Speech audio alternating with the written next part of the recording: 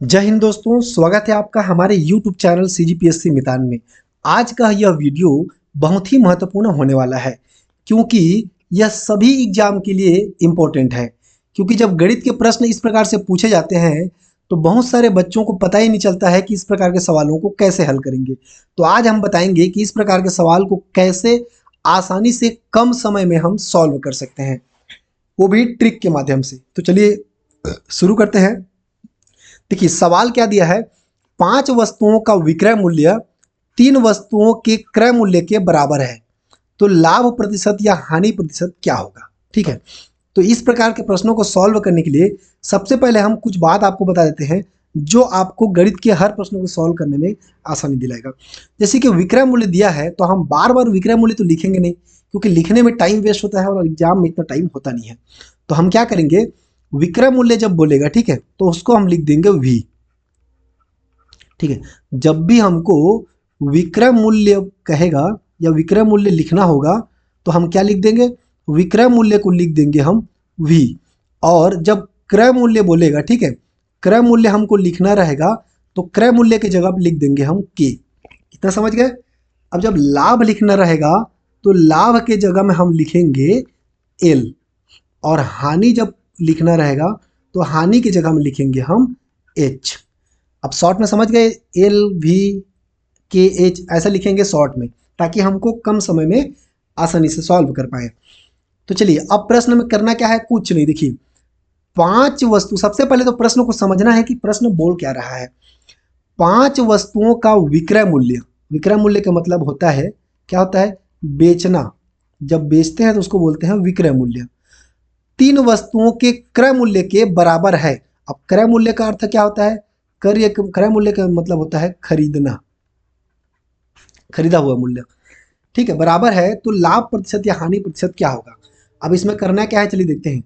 5 वस्तु दिया है तो सबसे पहले हम लिख लेंगे 5। अब विक्रय मूल्य दिया है तो विक्रय मूल्य का लिख लेंगे वी। आगे दिया है 3 वस्तु तो हम लिख लेंगे 3, और क्रय मूल्य दिया है तो क्रय मूल्य की जगह पर हम लिख लेंगे के। ठीक है, अब आगे क्या बोल रहा है, बराबर है बोल रहा है, तो दोनों को हम कर देंगे बराबर। ठीक है, अब देखिए चर राशि को एक तरफ और अचर राशि को एक तरफ कर देंगे, तो ये क्या हो जाएगा, v बट्टे के को उधर से इधर ले आए, बराबर में 3/5, 5 को इधर से उधर ले गए। अब इतना समझ में आ गया। के को हमने क्या किया, यहाँ ले आए और 5 को इधर लेके गए। अब देखिए के यानी कि क्रय मूल्य का अर्थात क्या हुआ, इसका मतलब हुआ है कि खरीदी। तो हमने कितना में खरीदा है, 5 में खरीदा, यानी कि समझ लीजिए 5 रुपये में खरीदे, और विक्रय मूल्य बेचे कितना में, 3 में। देखिए 5 में खरीदेंगे और 3 में बेच देंगे तो हमको हानि होगा ना। ठीक है, हानि कितना का होगा, चलिए देख लेते हैं। हानि कितना होगा, ये होगा 5 माइनस 3 का, 5 माइनस 3 का, यानी कि हानि कितना का हो गया, हमें 2 का हानि हो गया।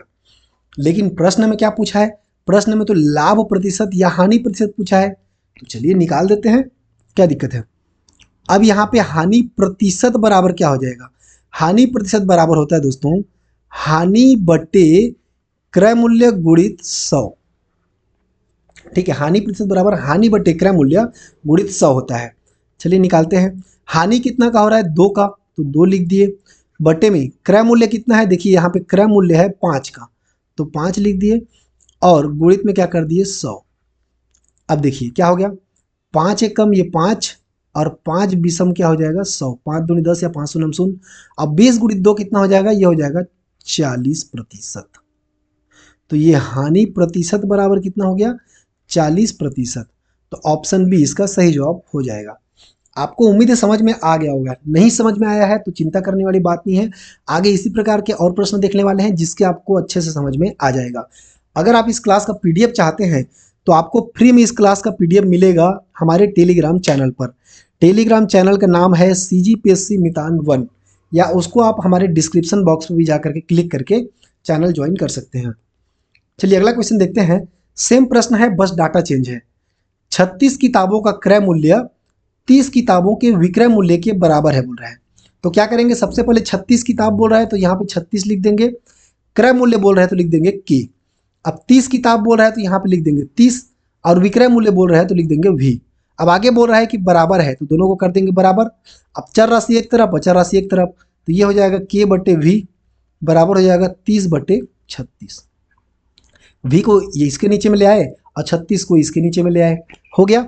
अब देखिए विक्रय मूल्य यानी कि हमने बेचा 36 में और खरीदा कितने में है 30 में, तो कम में खरीद के ज़्यादा बेचेंगे तो हमको क्या होगा, लाभ होगा। तो लाभ कितने का होगा, 36 में बेचे और खरीदे कितना में 30 में, तो लाभ हो गया 36 - 30 यानी कि 6 का, 6 का लाभ हो गया। चलिए इसको ऐसे ना करके हम क्या करेंगे, एक बार कटा देते हैं। कैसे, देखिए ये 6 से कट जाएगा, 6 पंचे 30 और 6 छक्का 36। अब क्या हो गया, 5/6 के रूप में हो गया और छोटा हो गया, ठीक है। अब देखिए खरीदे कितने में, 5 रुपये में और बेचे कितने में, 6 रुपये में, तो कम में खरीद के ज़्यादा में बेचेंगे तो क्या होगा, लाभ होगा ना। तो लाभ कितने का होगा, 6 - 5 यानी कि 1 का हमको लाभ होगा।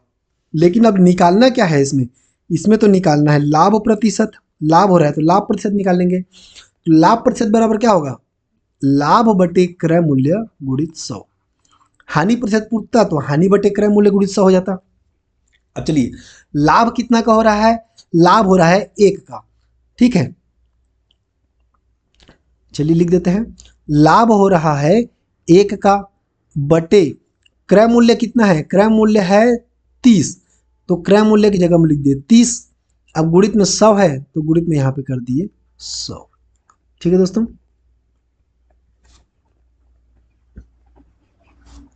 सॉरी, यहाँ पे हमको क्या है, क्रय मूल्य 30 नहीं लेना है, आप कटा दिए ना, तो क्रय मूल्य की जगह में हमको लेना है 5, तो यहाँ पे लिख दिए 5 बराबर। अब देखिए 5 एकम 5, 5 दूनी 10 और 5 शून्यम 0, तो क्या बचा यहाँ पे 20, तो ये हो जाएगा 20% का हमें लाभ हुआ है, लाभ प्रतिशत बराबर 20।